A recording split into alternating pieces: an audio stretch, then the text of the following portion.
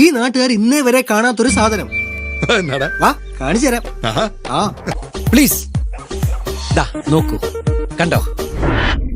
അതെ, ജയരാജിനെ വിളിച്ചു. അപ്പൊ ജയരാജിന്റെ കയ്യിലേക്ക് ഞാനിത് കൊടുക്കുന്നുണ്ട്. എടാ, നിന്നോട് സിംഹാസനത്തിൽ ഇരിക്കാൻ പറയാൻ കാരണം എന്താ? കാഴ്ചയിൽ സുന്ദരനും ജാതിയിൽ ഉയർന്നവനും വിദ്യാഭ്യാസം സമ്പന്നായതുകൊണ്ടാവാം. അത്രേ എനിക്കുണ്ടായിരുന്നുള്ളൂ. ഞാൻ ആസിഫ് അലിയിൽ നിന്ന് റിസീവ് ചെയ്ത സാധനമാണത്. അപ്പൊ ഞാൻ കണ്ടതോ? ചോദിച്ച കേട്ടില്ലേ? ഞാൻ കണ്ടത് പിന്നെ എന്തായിരുന്നു? അല്ല, ചവിട്ടിയത് അണലിയാണില്ല. You should be with me, that's all. അങ്ങനെയാണെങ്കിൽ ആ റിസീവ് ചെയ്യുന്നതിൽ താങ്കൾക്ക് ഒരു സന്തോഷം ഉണ്ടായിരുന്നു? താങ്കളുടെ മുഖം ആര് പറഞ്ഞു? അതൊക്കെ ഞാൻ അറിഞ്ഞു. സംഭവം ശരിയാ. പിന്നെ പോക്കൃത്തല്ലേ അവര് കാണിക്കുന്നത്? വാ നടക്ക്. ഞാൻ നിന്നെ മനഃപൂർവ്വം ചതിക്കുന്നു എനിക്ക് തോന്നുന്നുണ്ട്. തോന്നുന്നുണ്ട്. അങ്ങനെ പറഞ്ഞ ക്യാമറ അതും ഒപ്പിയെടുത്തിട്ടുണ്ടല്ലോ. നമ്മൾ കണ്ട കാര്യമല്ലേ ഇതൊക്കെ? അവരോട് പറയുന്നത് എന്തിനാ? എന്നോട് പറഞ്ഞാ പോരെ, ഞാൻ ശരിയാക്കി തരില്ലേ. സംശയിക്കണ്ട, ഞാൻ എന്തു പറഞ്ഞാലും അവൻ കേൾക്കും.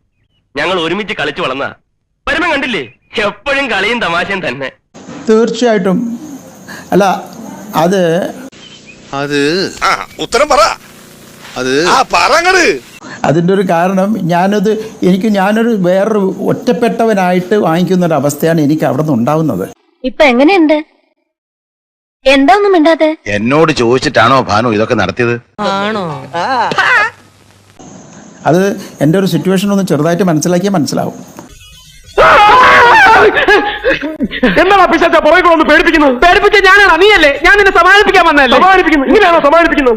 ഒറ്റപ്പെട്ട രീതിയിലാണ് എനിക്ക് അവാർഡ് തരുന്നത്. Monday, Tuesday, Wednesday, Thursday, Friday, second Saturday ആയതുകൊണ്ട് സൺഡേ ഈസ് എ ഹോളിഡേ. പോരാത്ത ഇന്ന് ടുഡേ ഈസ് ഇന്ത്യ ടുഡേ. നിങ്ങൾക്ക് ഇപ്പോൾ കണ്ടക സാറ്റർഡേ ആണ്, കണ്ടക ശനിയാണെന്ന്. അപ്പോൾ ഡെഫിനറ്റ്ലി എൻ്റെ സന്തോഷമല്ല ഉണ്ടാവും. എനിക്ക് മനസ്സിന് വിഷമം തന്നെയാണ് ഉണ്ടായിരുന്നത്. സഹിക്കാനായില്ല. ആശ്വസിക്കുക. ഒരുപാട് വേദനിച്ചവനാ ഞാൻ.